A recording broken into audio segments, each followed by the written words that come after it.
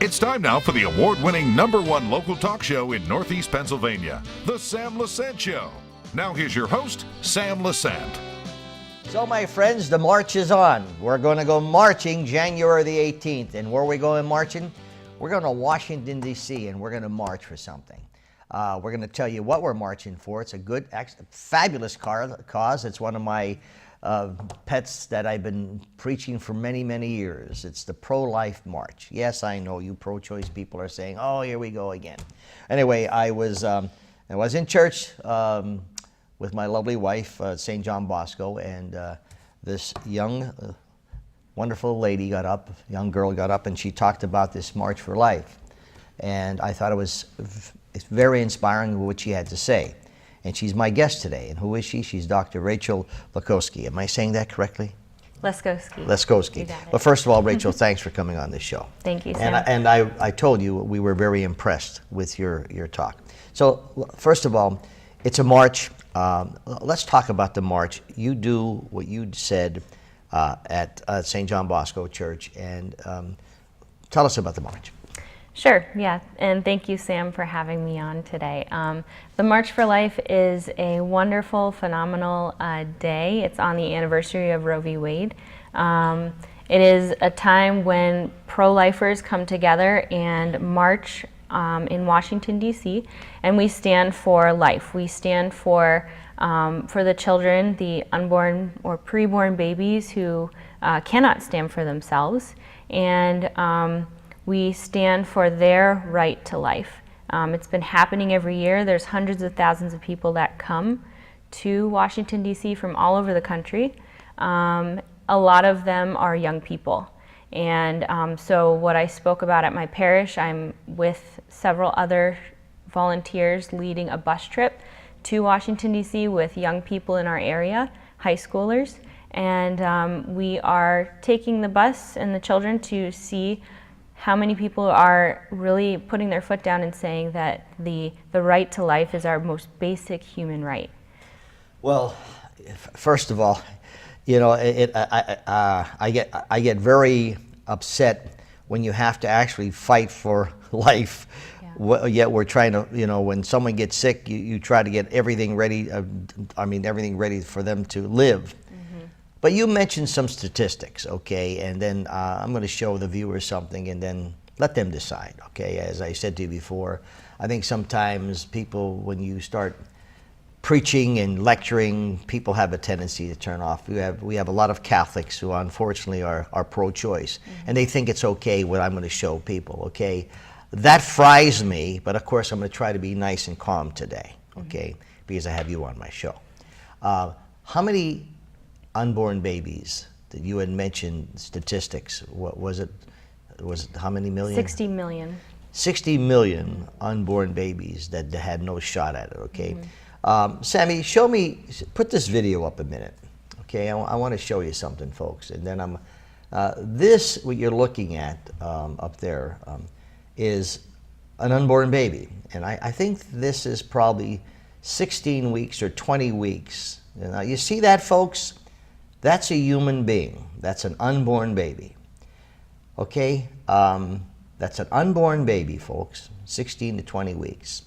Now, doctor, there's another. I mean, tell me that look, there's the face, okay? All right, now, could you tell me, how can any person wake up in the morning, go to Planned Parenthood, wake up in the morning, kiss their wife, hug their children, if they have any, then go to Planned Parenthood, knowing that they're going to pull those little arms, crush that little head, and feel good about it? Could you give me any kind of reasoning behind that?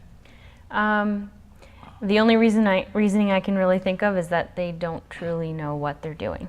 Over the summer, I went and saw the film, the Gosnell film. Yes. And put aside all of the scientific facts, if you just look at how, just the depravity that is within the people that take part in that act, you just look at their faces and you see just this emptiness, and it's like, how can you reasonably think that that is not a life. Science tells us that it is, but how can you place some sort of a barrier between that humanity and what life is called to be is just really beyond my own understanding. And the sad part, okay, is that there are people that think that is okay. And what they say, it's a woman's right. So let me talk to you about this. Marianne Lawhon's been on the show many times, and believe me, she's far from being conservative. She's a very liberal person, okay? As a young lady, okay, do you feel that by saying you have to have the baby pro-life, that it's a woman's right? Is it your right to abort that baby? I do think that when you look at society as a whole, you know, there's been the understanding or the saying that says it takes a village to raise a child. And I do think that women that make the choice to do away with the life of their child, that they made that choice very often not knowing what that involved. And so while many people who consider themselves pro-choice will say that it is her right, there are so many cases that they didn't know that right is taking the life and the right of another life, the life of a child that could have come to be, and so when our rights infringe upon another human being's right, it really doesn't even make sense, and it doesn't quite respect humanity as a whole.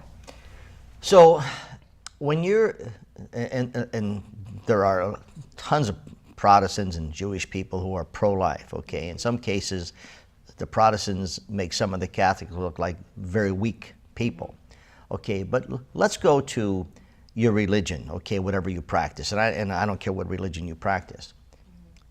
When in Baltimore Catechism, it says, one of the questions that was, who made you? And the answer was, not my father, not my boyfriend, not me. It was, God made me. So you become a creation of God, okay? So that's actually God's creation. Now, I am pro-choice. Before you have sex, that's your choice. After you have sex, don't give me this Planned Parenthood nonsense that, you know, you could do whatever you want. And when I see these women and men with these signs, keep abortion legal, I wonder if they know what they're actually doing. I also have a suggestion. I have a suggestion for anybody who is pro-choice, and I really would like you to do this, folks. So you're pro-choice and you feel that it's okay to, why don't you tomorrow morning get up and go to Planned Parenthood and perform an abortion? You look at that little head and you crush that little head and you pull that arm apart and then see how you feel, okay? This is the thing that really gets me, Rachel, okay? And I know people say, you're on this pro-life.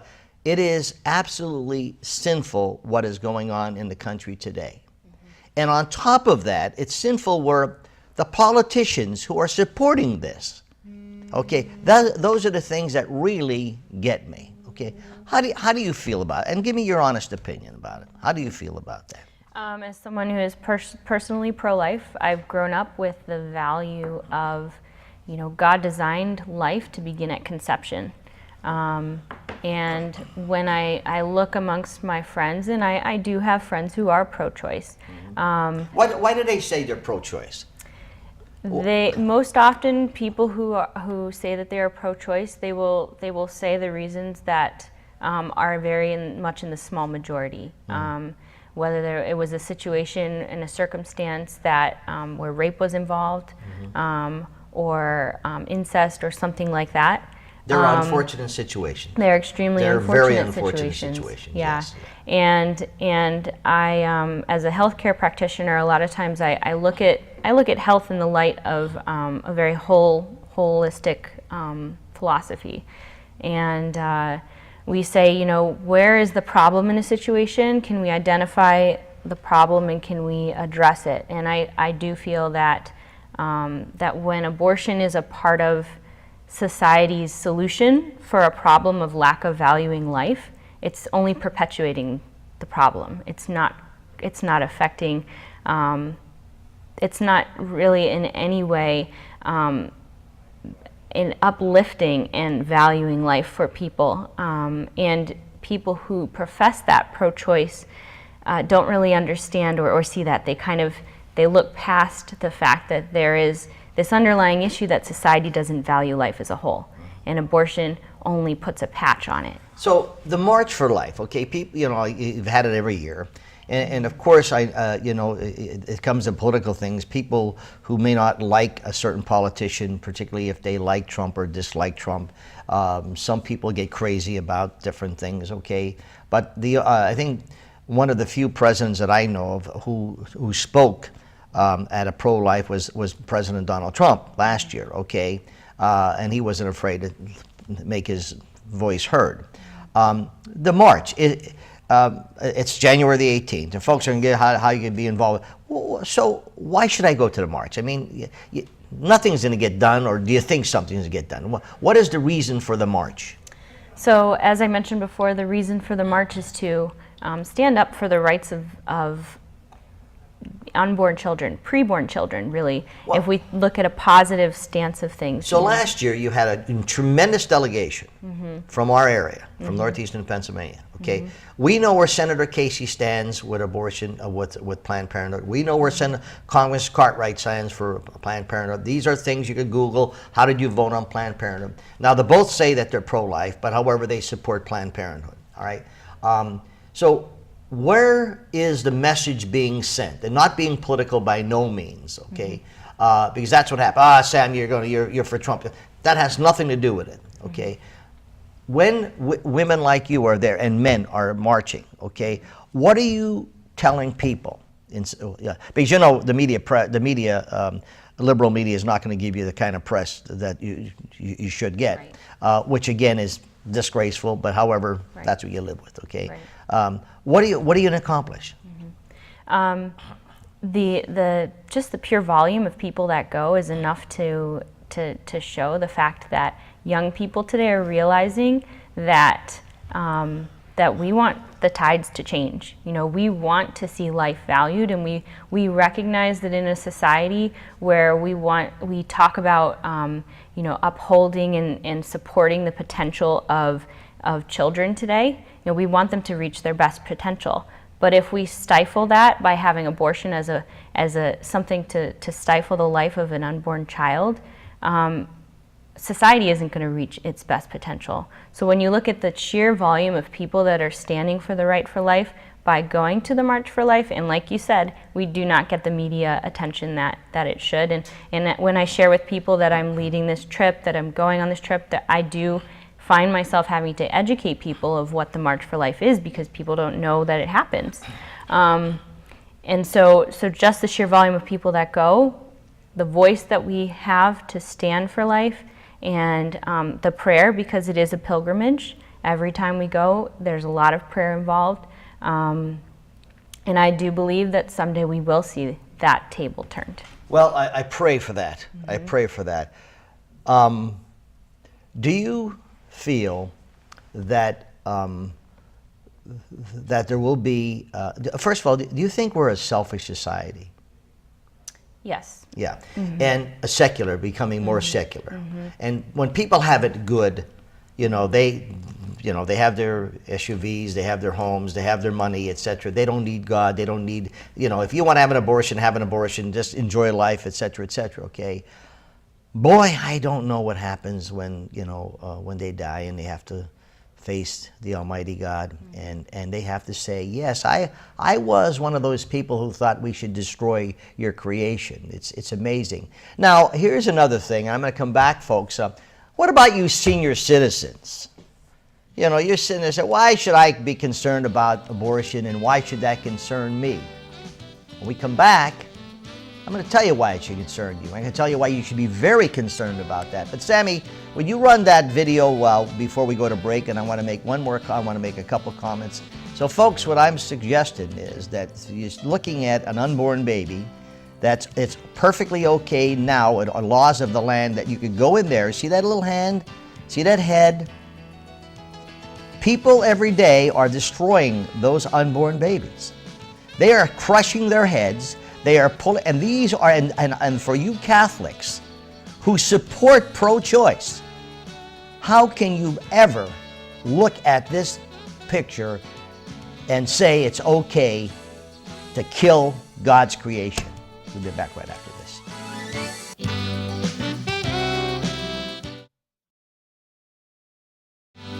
Welcome back to the Sam Lesante Show, folks. 24/7 SSPTV.com.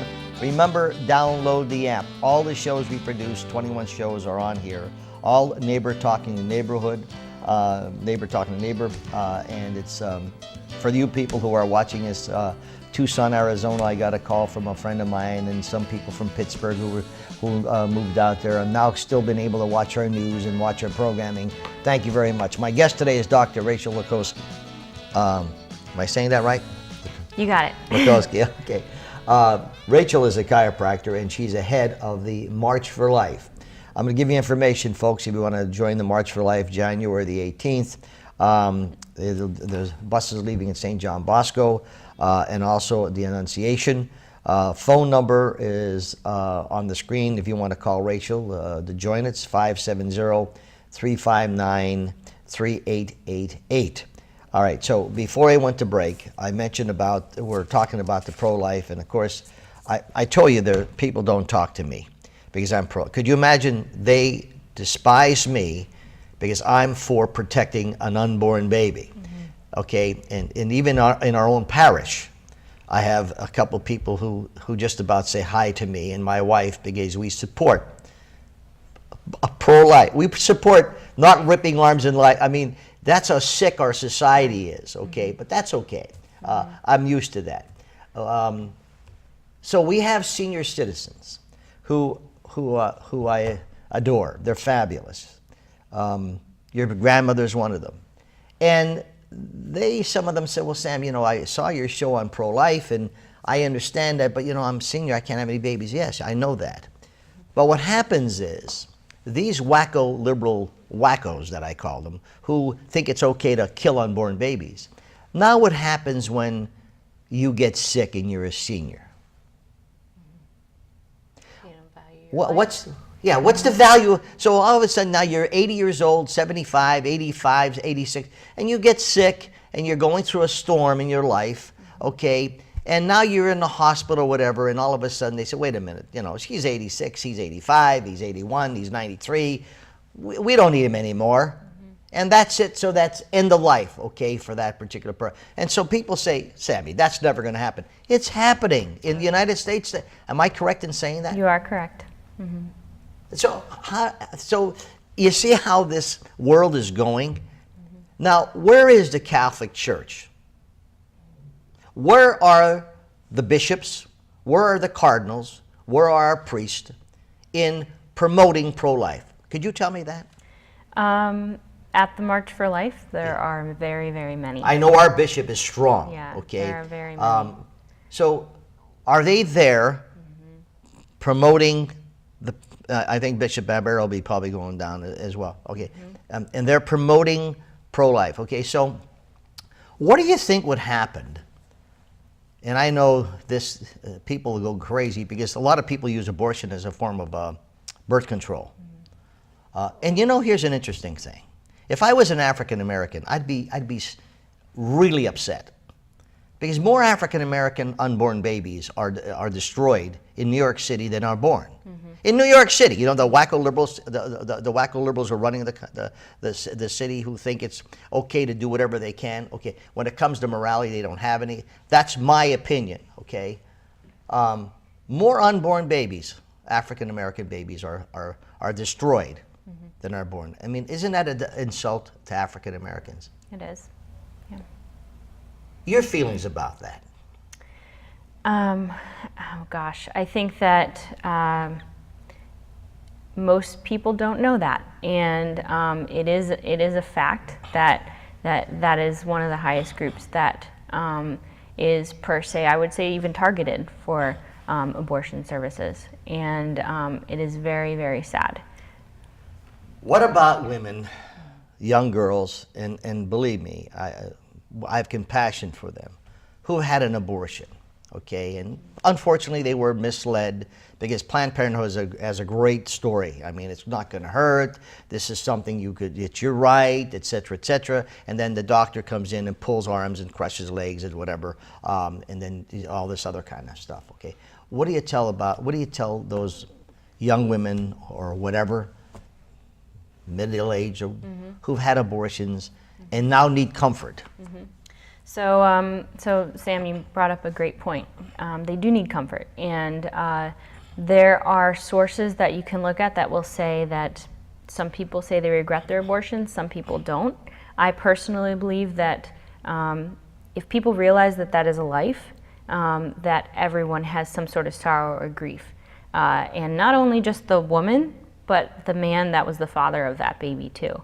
And some sources say it takes 5 to 12 years even for them to go through that process. Some 30, 40 years, they don't even talk about it until it gets to that point. So just to carry that with them is a tremendous burden. There's a lot of sorrow that happens. There's a lot of depression that's been linked to things like that because, that was a life. That was a life. And so I have volunteered at the pregnancy center in town, the Hazelton Pregnancy Center, and the purpose and intention of every pregnancy center is to shower them with love, to let them know that they are loved by God, that was something that, a decision that was made, but that God is always reaching out in forgiveness. Then I have the people very quickly who say, well, you know what, it's easy for you to say, who's going to take care of these babies? You see some babies are starving and some, so, who is the Catholic Church going to take care of them? Is the Protestant Church going to take, is the Jewish Church going to take, who's going to take care of all these babies? What do you say to those people? I say that pro-life encompasses everything, not just being pro-birth.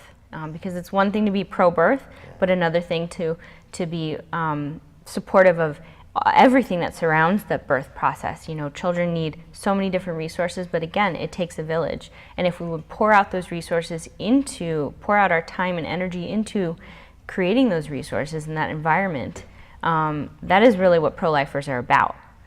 So.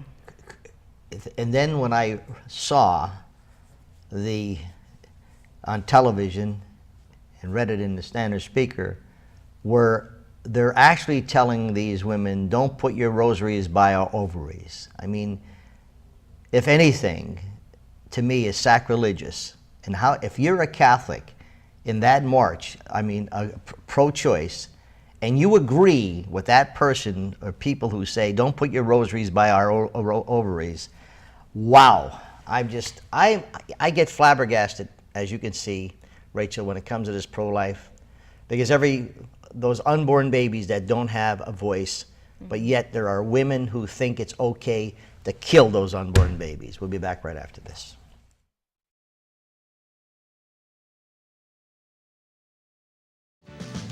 What you're looking at, folks, is an unborn baby.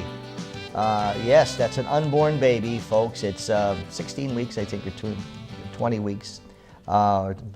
However, now people get up in the morning in Planned Parenthood, folks. Keep this in mind for you who are pro-choice. They get up and they crush that little baby's head and they pull his arms and legs apart.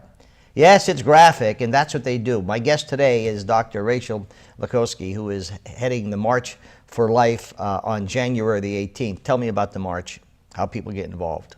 So how people can get involved, Sammy, we're having a bus trip. We're taking youth from our area. There, I believe, are several seats still open, and so if any youth out there are listening right now, we encourage you. You are our difference makers in our community, and so we want you to join us to see how amazing the March for Life is. You can do that by calling and contacting my office. I believe the number is on the screen. And you also can email me at dr.rachel.leskosky@gmail.com. So we would love to have you. We'd like to leave you with a little reading that Rachel has. And for those of you who are offended by my comments today about pro-choice, I don't care. I could care less. All I know is that you are permitting people to commit murder, as far as I'm concerned, and to destroy God's creation. You have to answer to God, not me, okay?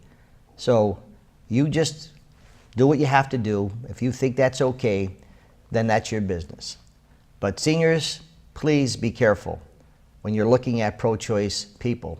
So Rachel, thanks for coming on the show. But what do you want to read? Read this. I think it's beautiful. Sure.